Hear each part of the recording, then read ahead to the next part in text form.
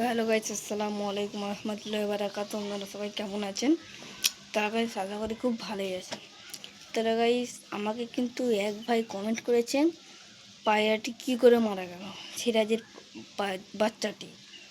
সিরাজের বাচ্চাটি সে short video আছে, আপনারা দেখে নেবেন, কেউ না দেখে থাকবেন। তা গাইস দেখে নেবেন। তাহলে গাইস পায়রাটি কি করে মারা গেছে আমি কিন্তু সব খুলে বলবো, তো যাওয়া যাক। তাহলে গাইস পায়রাটা কিন্তু কি করে মারা গেছে কিন্তু আমি জানি না, কিন্তু আমি একটুখানি জানি, যতটুকু জানি কিন্তু আমি আপনাদেরকে সব কথা খুলে বলবো। তাহলে গাইস প্রথম কথা, পায়রাটি পায়খানা হচ্ছিল কদিন, পায়রাটি পায়খানা হচ্ছিল আমি দেখি না, এই কদিন দেখলাম। তারপরে 2 নম্বর কথা হচ্ছে ঝিম্মা আছে। তারপরে কিছু ওষুধ ফষুধ খাওয়ালাম, খাওয়ানোর পর তবুও সুস্থ হয়নি।